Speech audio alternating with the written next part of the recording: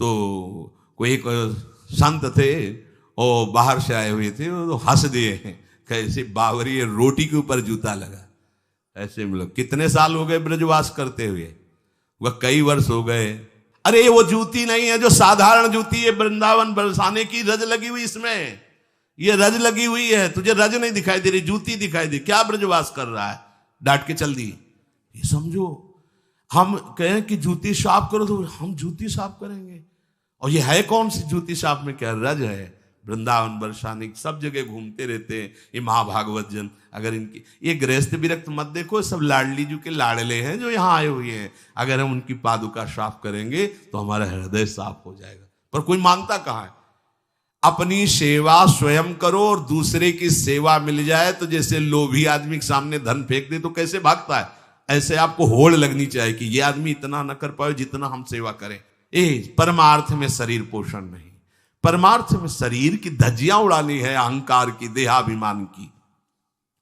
राखे अपने को सदा भगवत सुमिरन लीन, सुने न जग के दोष गुण, करे न चित्त मलिन।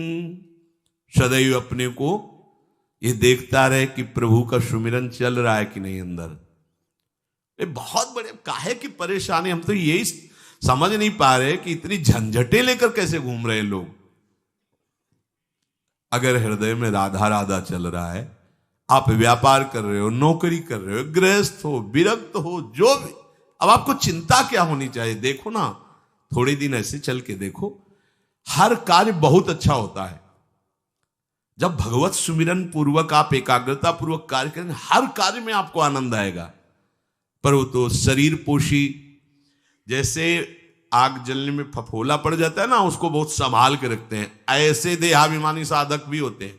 कोई कोई इतना शरीर को सजा के, इतना संभाल के कि लगता है यही भगवत प्राप्ति है इनकी, कि इनके शरीर बिल्कुल ऐसे नहीं। संतों ने देखो ना कैसे अपने शरीर के राग का त्याग किया है, गुरुजनों की आज्ञा में तत्पर होकर धज्जियां उड़ा दी देहाभिमान की, तब उनको परम पद प्राप्त हुआ है। अपने शरीर का राग रखने वाला परमार्थ में कैसे चल सकता है?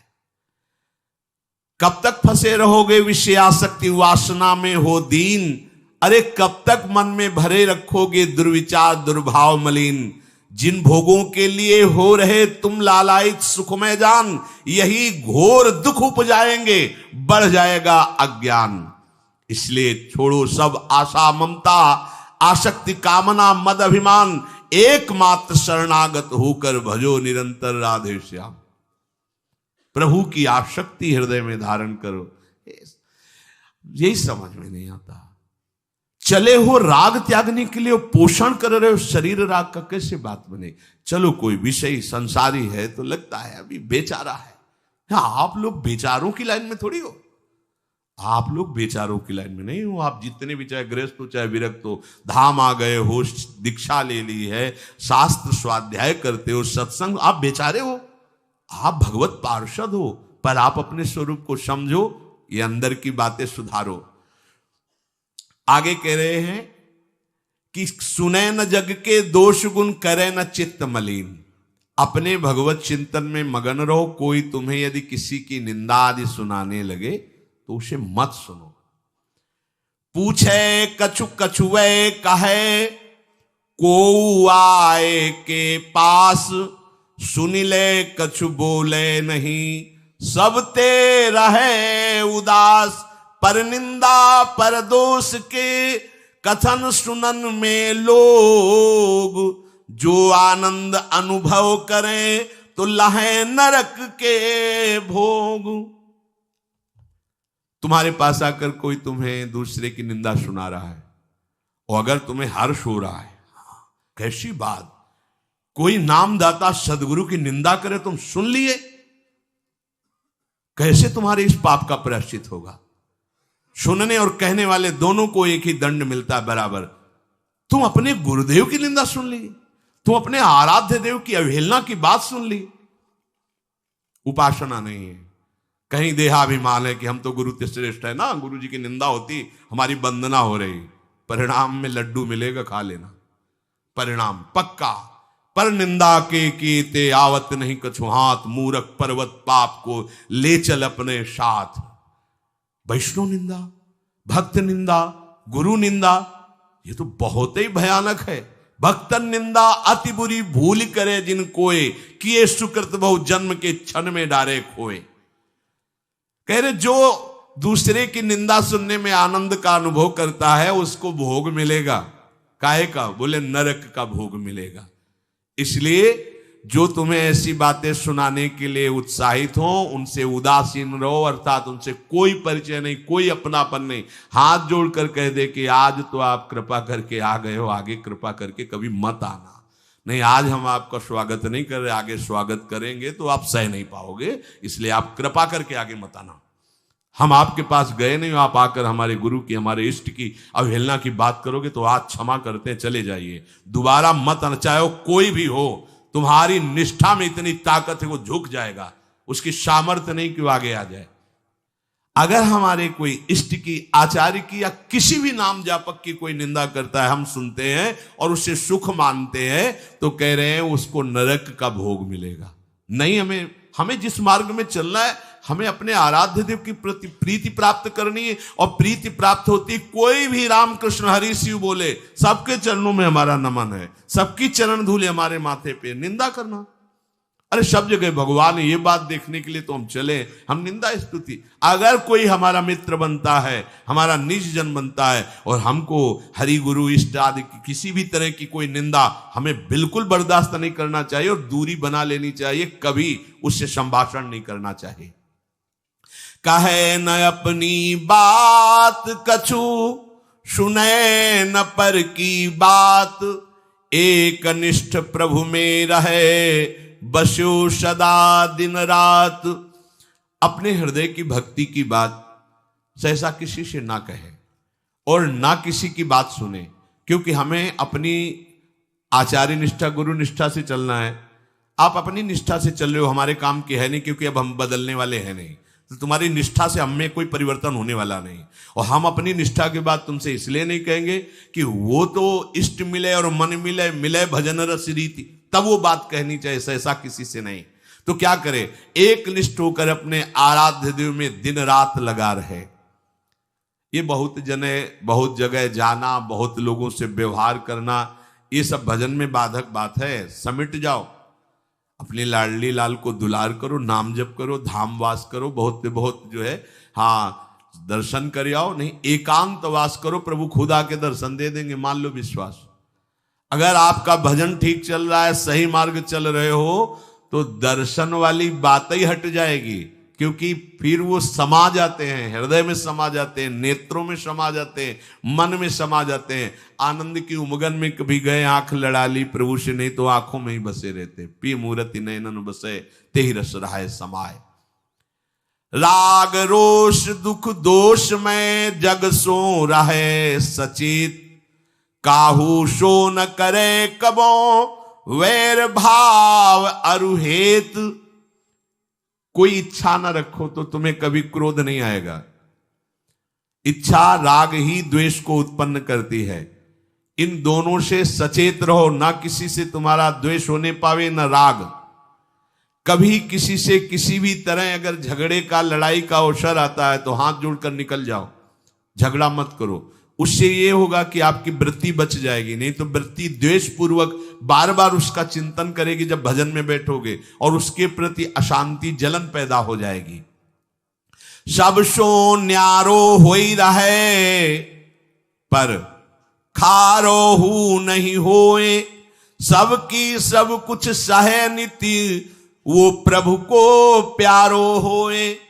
समझो बात, सबसे अलग रहो, किसी से अपना मन मत मिलाओ, केवल मन नाम से मिलाओ, प्रभु से मिलाओ, गुरुवाणी से मिलाओ। पर किसी का अपमान मत करो, किसी के लिए ऐसा कड़ुआ वचन मत बोलो कि उसके हृदय मंदिर में बैठे भगवान हैं, उसका हृदय दुखी हो जाए। सबकी सब कुछ सह लेता है जो कोई, वही प्रभु का प्यारा होता है। करे न जग चर्चा कबों, रहे सदा चुपचाप, रही इंकित निज भजय प्रभुता को सेवै आप। जो जगत की कभी भी चर्चा नहीं करता, मौन धारण करके केवल प्रभु के चिंतन में मगन रहता है, उसका भार प्रभु ले लेते हैं, उसकी सेवा आप स्वयं करते हैं। प्रभु किसी न किसी रूप में आके उनका भरण पोषण करते हैं। पै प्रभु के रस प्रेम की निर्मल गोपन बात, कहे न काहू सो कबो सहे सकल आघात। भजन में जो तुम्हें आनंद आ रहा है, जो तुम्हें स्वप्न में कोई अनुभूतियां हो रही या प्रगट में कोई अनुभूति हो रही, कभी भी किसी से भी वो बात ना कहे, क्योंकि ऐसा कहने से तुम्हारे भजन में विघ्न पड़ जाएगा। सारी की सारी बातें पचा लो। जैसे तुम गुप्त रूप से गलतियां करते हो, कभी नहीं बोलते हो, लेकिन कोई भी भागवती की अनुभूति छोटी सी भी होगी तो सभा में बोलने का मन होगा, क्योंकि उससे हमारी प्रशंसा होगी, अहंकार का पोषण होगा। बिल्कुल नहीं।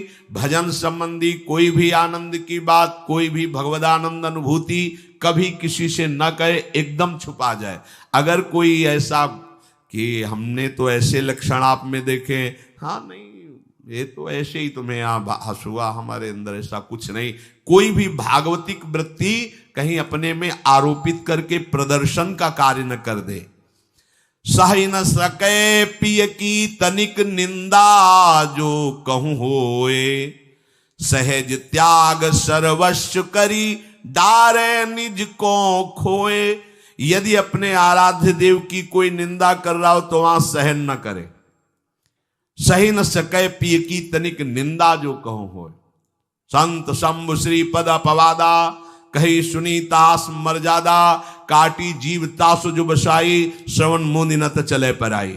यदि हमारे कोई आराध्य देव गुरुदेव की निंदा कर रहा है, ताकत हो तो उसकी जबान बंद कर दे, नहीं तो कान में अंगुली डाले उठ के चल दे, दोबारा उसका कभी चेहरा न देखे। भरत जी ने माता कैकेयी से कहा कि आपने हमें निमित्त बनाकर 14 वर्ष का वनवास भगवान श्री राम को दिया, इसलिए आज के बाद में कभी तुम्हें मां नहीं कहूंगा, पापिनी कभी तेरा मुख नहीं देखूंगा।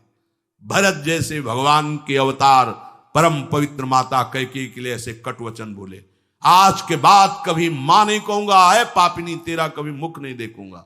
ये जो हमारे इष्ट की निंदा कर दे, हमारे गुरुदेव की निंदा कर दे, हम उसे आदर देंगे, हम उसको बात सुनने के लिए बैठा लेंगे। हाँ और बाओ, हमें और गंदा करो। सहज त्याग सर्वस्व करी, डारे निज को खोए। अपने अपनत्व को अपने आराध्य देव में सहज समर्पित कर दे। या जग में जाके हृदय ऐसो प्रेम समाए, हरिता को अति चाव सो रखें सदा अपनाए। इस जग में जिसके हृदय में ऐसी निष्ठा होती है, तो हरि उसे अपना मान करके फिर स्वयं उसका भार लेकर इस संसार में रखते हैं, अर्थात उससे वही कराते हैं जिससे जग मंगल होता है। निर्मल या प्रभु प्रेम की महिमा कही न जाए, अति प्रेमी जो श्याम को हरि ही नित्य बसाए। दुख में संतत सुख लहे, सो आवे यही बाट, नाहित क्यों रचना करे, कपट नरक को ठाठ। जो निर्मल भगवत प्रेम है उसको कहा नहीं जा सकता, वो अनिर्वचनीय है। ऐसे निर्मल प्रेमी महात्मा के हृदय में श्याम सुंदर निरंतर वास करते हैं। इस निर्मल प्रेम को जिसे प्राप्त करना हो तो कमर कस ले, दुख का मार्ग है, इसमें दुख में चल करके महासुख में पहुंचा जाता है। कह रहे दुख में संतत सुख लहे, सो आवे यही बाट।